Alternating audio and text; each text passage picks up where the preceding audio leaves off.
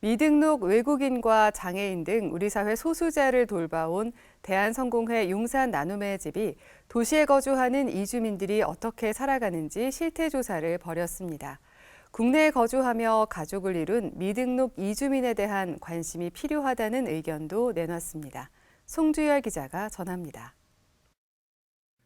도시에 거주하는 미등록 이주민들의 상당수는 농어촌, 공단 지역과 달리 가사 노동자나 입주 청소, 포장이사, 봉제 공장 같은 업종에서 일하는 경우가 많았습니다.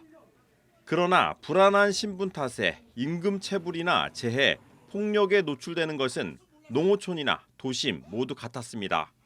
임금 체불이 발생했을 때 법적으로 대응하기가 현실적으로는 굉장히 어렵습니다. 왜냐하면 사업주가 경찰에 신고해서 체포돼서 쫓겨나면 이제 돈을 안 줘도 되는 거니까요. 그렇게 되는 경우가 많고, 또 미등록 외국인들이 자신들을 환대해 주는 곳으로 교회를 꼽은 점도 유사합니다. 매주 교회를 가요. 교회를 가가지고 가는데 그 교회를 가는 이유가 여러 가지도 있겠지만은 여기를 가야지만 친밀 관계를 또 형성할 수 있습니다. 낯선 서울 생활에서 가장 먼저 도움을 주는 것이 바로 교회이기도 하고요. 이 교회를 통해서 정서적인 안정도 얻기도 하고 그리고 친교를 형성하기도 하고 다양한 이제 복지도 지원받기도 합니다. 지난 2003년부터 미등록 이주민이나 장애인 등 우리 사회 소수자들의 생활과 인권 개선 활동을 펼쳐온 대한성공회 용산 나눔의 집이 도심 속 미등록 이주민 실태조사를 발표했습니다.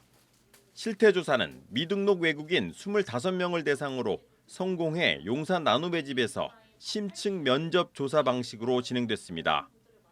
도시에 거주하는 이주민들의 삶을 심층 분석한 발제자들은 이주민들이 상호 돌봄과 안전 문제로 도심 집거지가 형성되고 있고 장기 체류하면서 가족을 형성하는 경향이 많다고 분석했습니다. 특히 취업과 관광 비자로 입국한 이주민들이 결혼과 출산으로 체류 기간이 길어지면서 비자를 갱신하지 못해 미등록 신분으로 전환되는 사례도 많다고 전했습니다.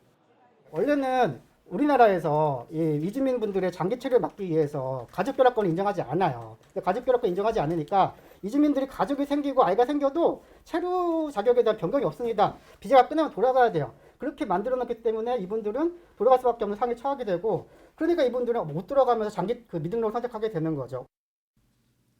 의료 보험과 이주민 체류권에 대한 욕구도 큰 것으로 나타났습니다.